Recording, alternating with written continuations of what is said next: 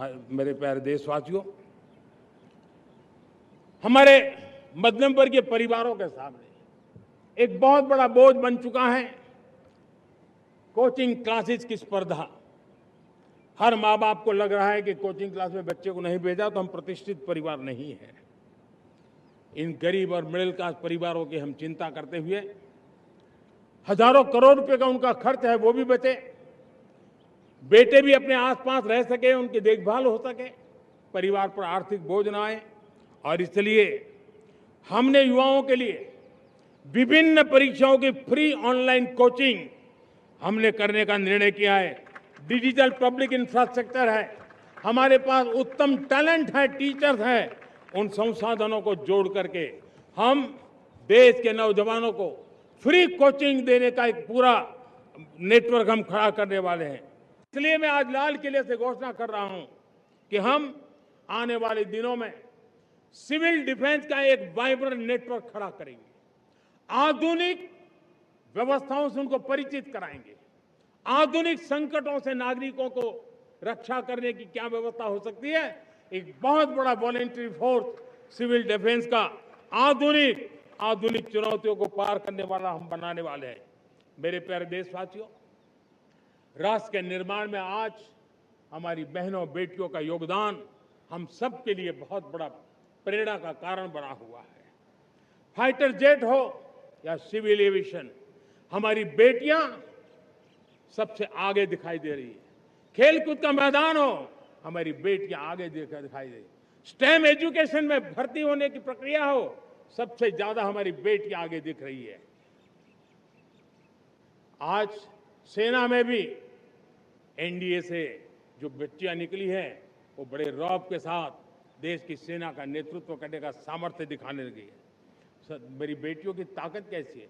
मैं पिछले दिनों साणंद में एक सेमीकंडक्टर प्लांट में गया, वहां आदिवासी बेटियां, देश के अलग अलग कोने से आई हुई बेटियां काम कर रही थी।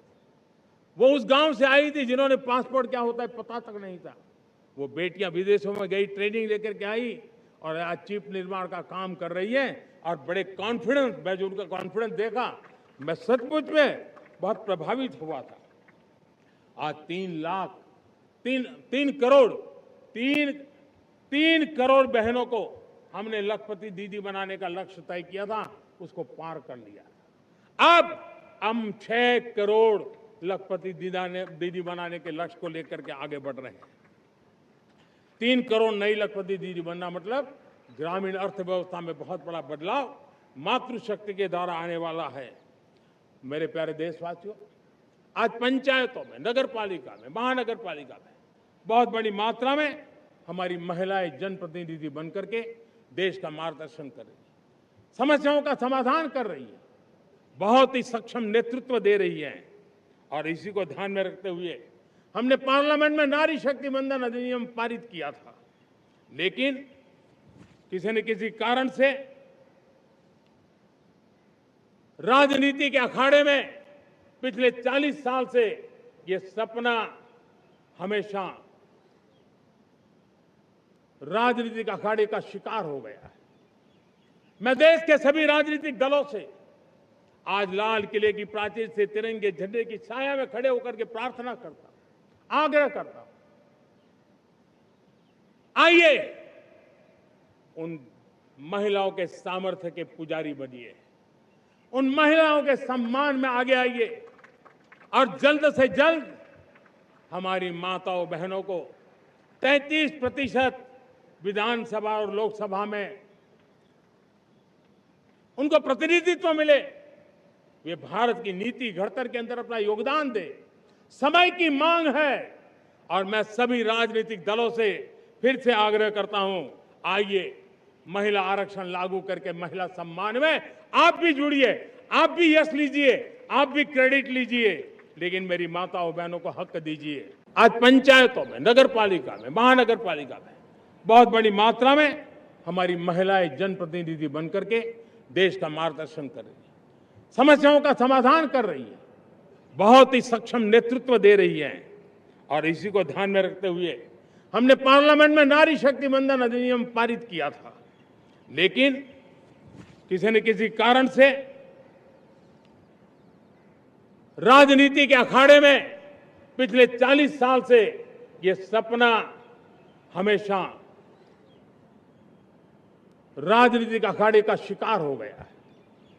मैं देश के सभी राजनीतिक दलों से आज लाल किले की प्राचीर से तिरंगे झंडे की छाया में खड़े होकर के प्रार्थना करता हूं, आग्रह करता हूं, आइए उन महिलाओं के सामर्थ्य के पुजारी बनिए, उन महिलाओं के सम्मान में आगे आइए और जल्द से जल्द हमारी माताओं बहनों को 33% विधानसभा और लोकसभा में उनको प्रतिनिधित्व मिले, वे भारत की नीति घड़तर के अंदर अपना योगदान दे। समय की मांग है और मैं सभी राजनीतिक दलों से फिर से आग्रह करता हूं, आइए महिला आरक्षण लागू करके महिला सम्मान में आप भी जुड़िए, आप भी यश लीजिए, आप भी क्रेडिट लीजिए, लेकिन मेरी माताओं बहनों को हक दीजिए।